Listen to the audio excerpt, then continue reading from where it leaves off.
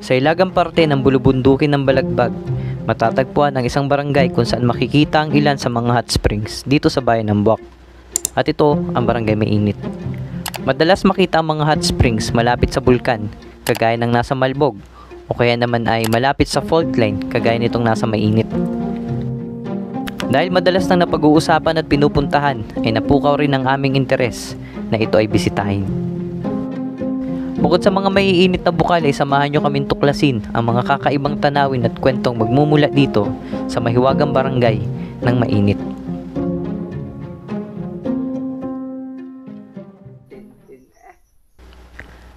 Bago pa kami tuluyang makapasok ng Barangay Mainit ay kinailangan muna naming tawirin ang Ilog Buwak. Ay, parang malabo yatang makapunta. Malaki ang tubig. Kaya Wawi, makakatawid kaya kita? Atingnan. At checkin muna natin kung paano tayo makakadaan. Baka nga bigla tayong magkalabsaw dyan. Asukatin ko naman. Kaya. Sige pa.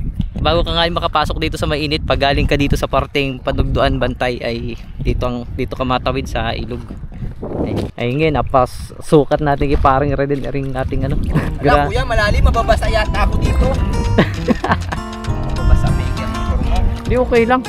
Kailangan niya yan. Hindi, tulak na lang natin. Ang mahalaga makapasukat mo. Sige pre, sukatin mo pre. Ano pre? Palaban pa yata. Ay sos, hanggang tuhod. Malalim. Dito sa baba. Di niya ay naghahanap muna kami ng tawiran at talagang malalim. Dito sa parteng ito ay malalim. Ayun no. Mukhang di ni mababaw. Grabe ang bundok dito. Minsan-minsan lang padpad sa ganitong lugar ay naku po, malalim din. Malalim din par. Mas mababaw dyan? Ay te. Malalim din. Mas mababaw? Gusto mo ng mas mababaw? Doon tayo sa mas mababaw pre.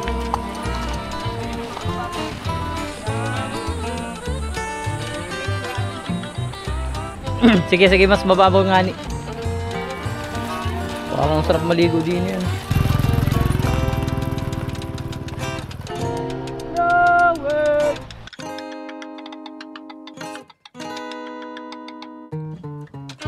Alipat natin yung mga gamit natin dito sa kabila. Dito sa bandang taas eh. Ano, kuya, malalim ba? Ha? Sa palaro na? Laban na. So, dini sa inakalagyan namin, ano pala ngayon, 29 degrees Celsius. Ayun. Pero sobrang init na. Ngayon ay asubukan namin itawid yung motor. Dini. So, bahala na.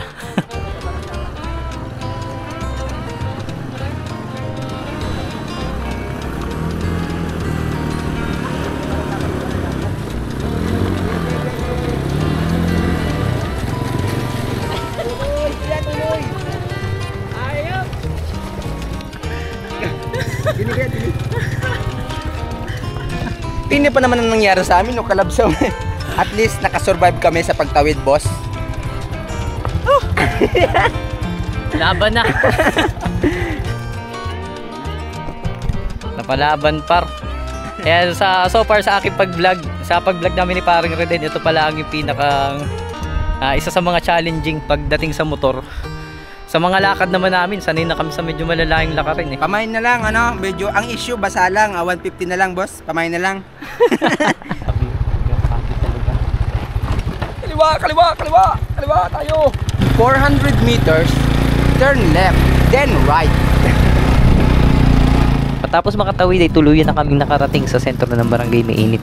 Dini ay nagdiretso kami sa barangay upang makapagpaalam at para makapagtanong na rin tungkol sa mga pasyalan dito sa Mainit. Bumisita muna kami din sa barangay at nakajaming namin din si SK Jake Munchano. So nabanggit sa amin na dito daw talaga sa Mainit ay merong hot spring.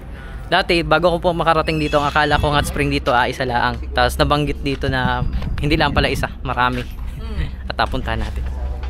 Dito ay nakilala namin si SK Jake na siyang makakasama namin sa aming paglaog dito sa kanilang lugar. Bago pa kami tuluyan lumaog ay inanyayahan niya muna kaming magmerienda at mananghalian sa kanilang tahanan.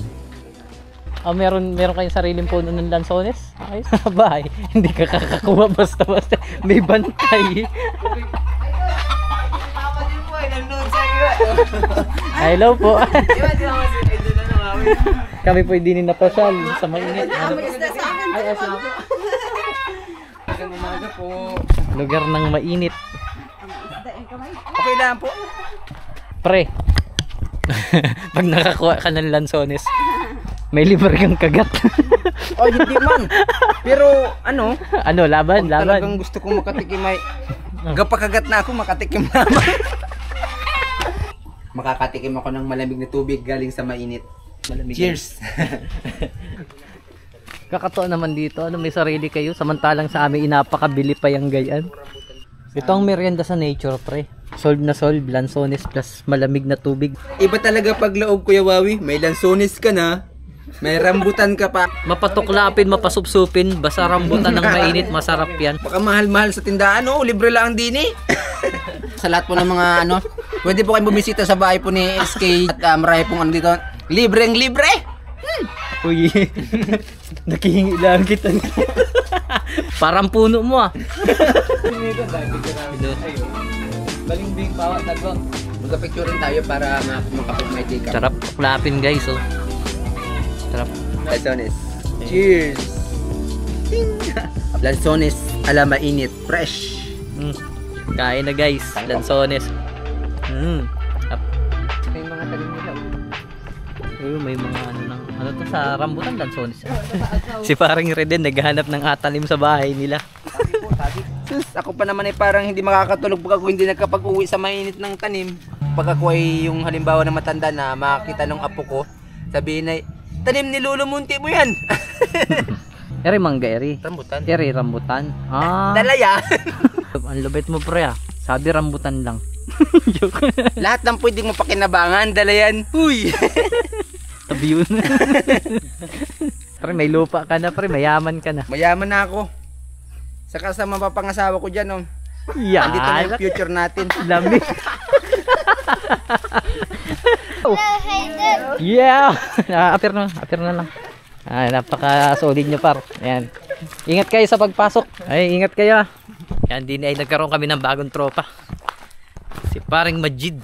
Ayan. So, din ay nayakan kami ni SK. Papunta kami dun sa Kwaidong kung tawagin. Ayun. So, bali dun sa pagkaka-describe ay ano, meron siyang wangis. At tating natin. Tapos may bukal din.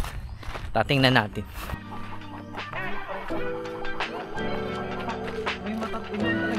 Dito lang pala.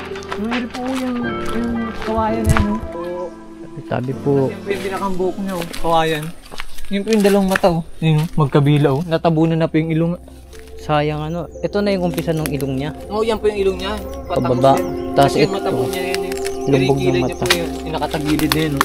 Yan yung mata niya, yung magkakabila, meron din yan dyan. Baka nga nitin natabunan ng kuliba.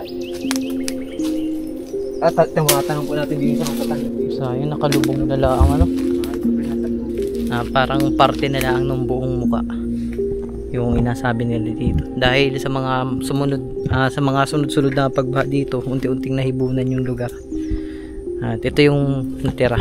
So sabi nung una, itong parteng ito ay kawangis ng isang moryon. Ito ay ano pa lang, taas na parte ng kanyang muka. Kung atuusin, para siyang ito yung noo, ito yung pinakabuhok niya. Tapos kung makikita nyo sa malayuan, ito yung parteng umpisa ng ilong niya, yung kilay niya,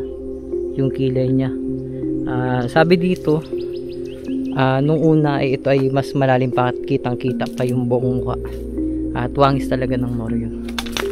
Yan. Kung tingnan po natin para siya talagang wangis ng kilay.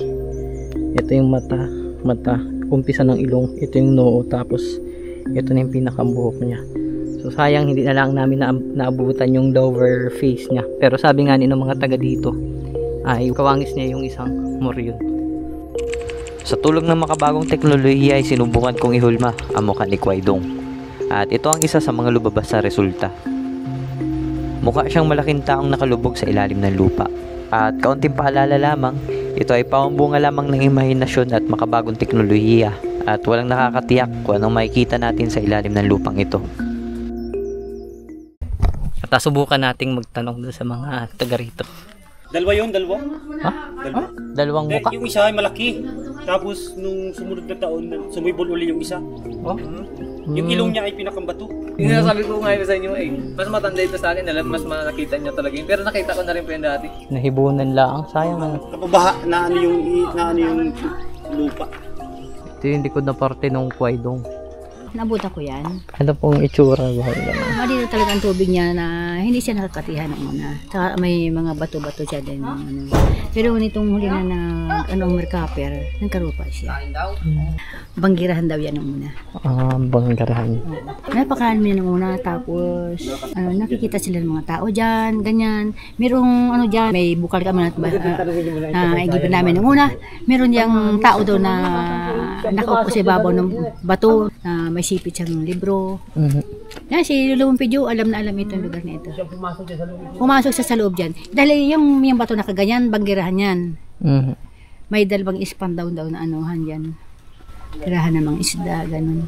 Ang pinakang nandun sa taas nito, pinakang hugusan daw. Doon sa kawayan, doon sa taas. Nung una, yung tatay ko, pag tuwing mga bilog, nasundo siya ng malaking tao. Doon namin nakikita sa may butas ba doon? May butas na ganyan, no? Nandun tatay lang ko, nakaupo. Sabi ko, tatay, huwag kang mababa dyan. Nasundo yun. Nasundo siya. Tapos yung pinsan ko, di isang buwan na siyang nawawala. Lumabas mo pa lang payat. Dali daw siya, yung pinapakain daw siya nung bang maitim na kanin ay gumagalaw na ganyan. Hindi siya kumain, ay siya paghugusit ng pinggan, ganon. Dito talaga siya lumabas. Dito sa siwang ng bato, lumabas. Siya talaga nagsabi na dito yung palay banggirahan talaga. Itong lugar na kaganyan yung bato. Tapos dito, yung sa may lutuan nila doon, kapag mga tanghali, o makakaamoy ka talaga dito ng masasarap na luto. Mga naman ako sa mga anak ko, pwede pahingi. Sabi naman ng anak ko, baka bigyan ka. Kainin ko naman kako. Totoo talaga may nagaluto dyan. Naamoy talaga namin. Dahil yung bagajik lang yung may bato dyan, may siwang siyang kaunti. Oo. Kusina banggirahan. Oo, kusina talaga yan. Tugma po man din doon, Idol Wabi, doon sa nasabi ng kaganina na Talamban Cave, parang kanuhan na Talamban magkakakonekta. Ayan, yan yung bato. Laki. Punta ka sa likod at kikita mo talaga ng bato dyan. Kuweba pala talaga. Nabutan nyo pa po yung butas nun? Oo.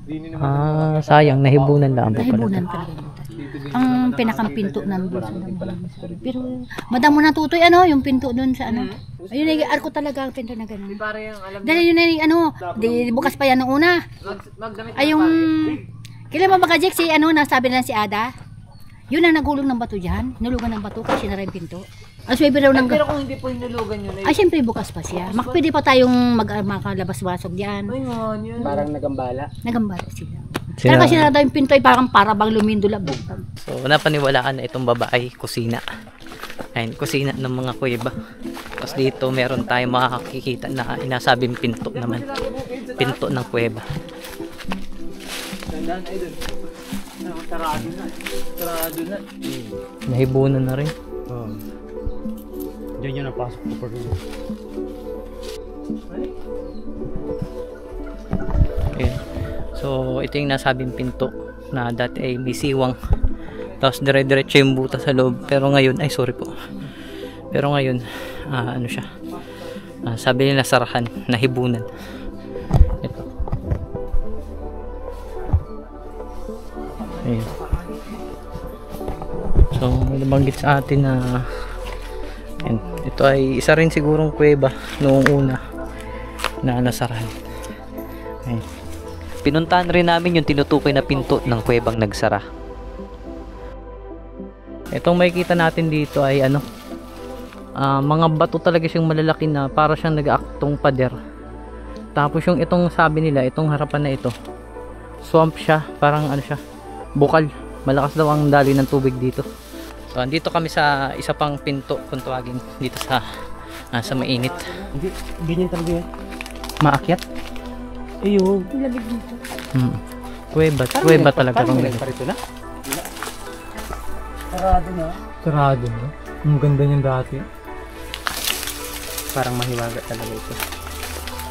andito ka sa mainit pero ang lamig dito sa lugar na ito. Natin minalabas pa diyang ibon na balik sa sayaw eh.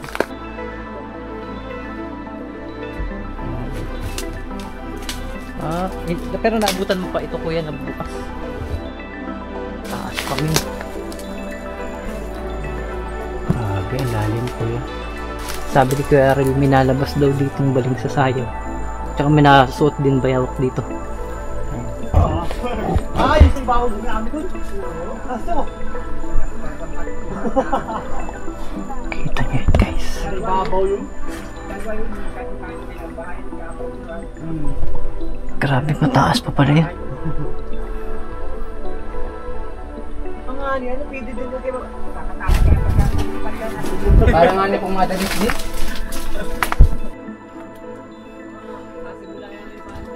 Ay. Ay ko. So base dun sa abot ng aking mata ay hindi ko alam kung mayroon pang kasunod yun pero tibay. Kakatakot din. Patapos nito ay tumuloy na kami sa isa sa mga hot springs dito sa mainit. Anong hawa nitong kalsadang ito?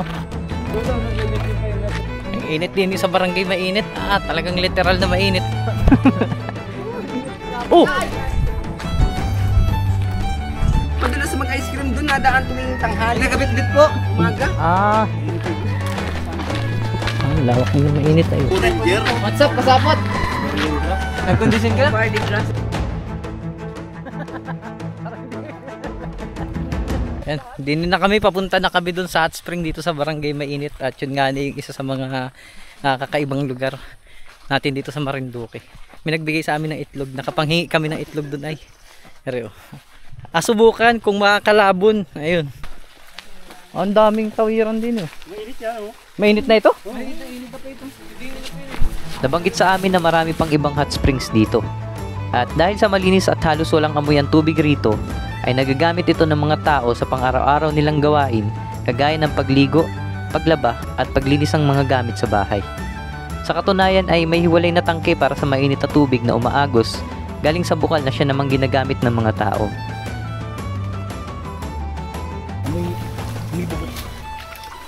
Sige ito, ibuwanin natin.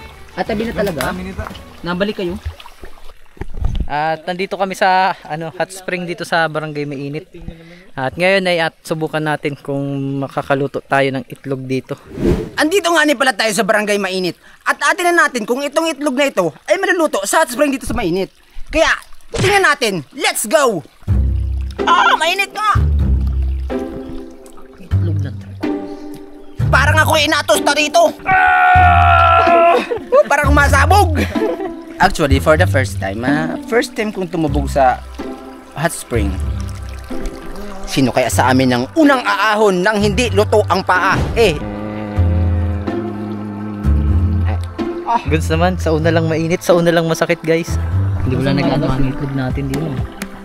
So ngayon ay nakakailang minuto na ako dito sa aking hot spring challenge. At yung aking mga paa ay ayun, good in the hood pa. Yung kay parang red no, nag-pink na. At yung tropa namin isa din yun na mamanhid na. At yung itlog namin di na nag-ano-ano din ay.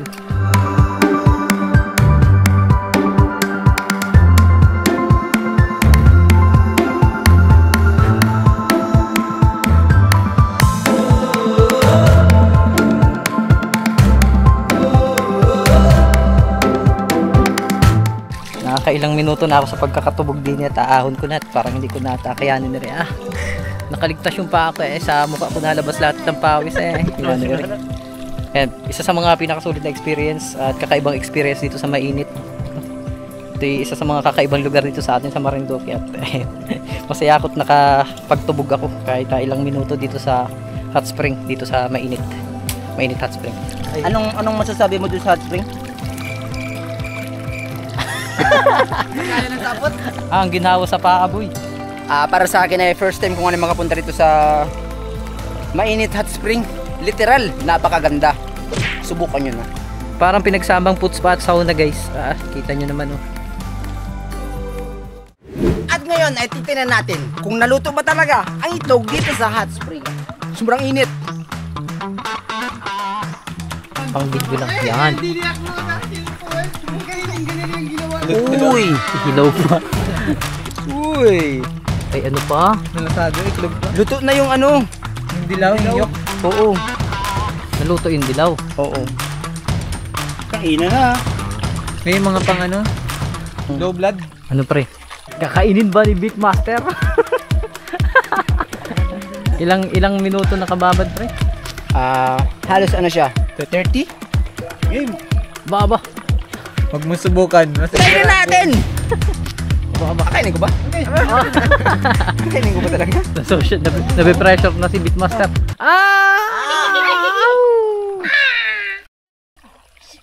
Ito talaga! Kasampot! Sarap guys. Walis! Quality! Sarap! Ano masasabi paring Majid? Inarekomenda ko sa inyo na kung kayo magaluto dito, tanggalan nyo ng oras! Malangis-langis at matamis-tamis. Bon appetit. Para pati nalasahan ko yung ano nyo. Yung paa. ng paa nyo. So para naman sa akin ano, first time kong kumain ng malasadong itlog at dito pa sa mainit nangyari. Kaya achieve ang goal. So ngayon pababa na kami. Sulit. Bira ka na makakita ng ganitong lugar. Talagang napakainit dito sa mainit. Mainit din yung pagtanggap sa amin dito. Yun ang isa sa mga pinaka goods na goods sa akin dito. Kompleto. Pauwi na kami nang malaman namin na may mga tupa rin pala dito. Dahil bihira lang kami makakita ng mga tupa ay hindi na rin namin sinayang yung pagkakataon na makita sila ng malapitan.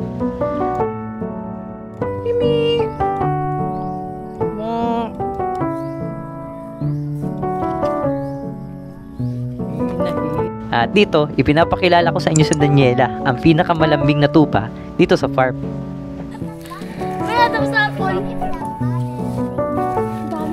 Oh, grabe naman to.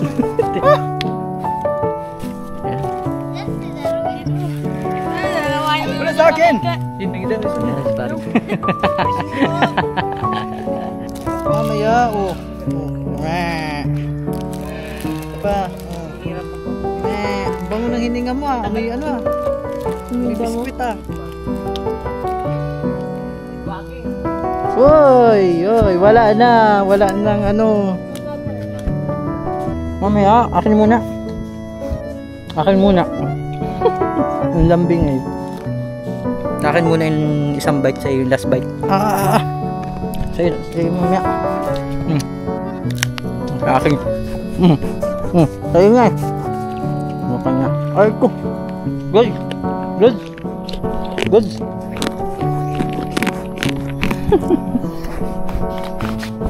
Okay na, wala na. Sa lahat ng lugar na aming nalaugan ay dito ko unang naranasan ng ilan sa mga pinakakakaibang bagay sa aking buhay. Akala ko ay sa mainit na bukal lang iikot yung kwento sa lugar na ito. Ngunit hindi rin namin inasahan na tila pagtubog namin sa lugar na ito ay umago sa amin ng bukal ng mga kakaibang tanawin, kakaibang mga kwento at kakaibang mga karanasan. At sa huli ay lubos kami nagpapasalamat sa mainit na pagtanggap ng mga taong nakasalamuhan namin sa loob na ito.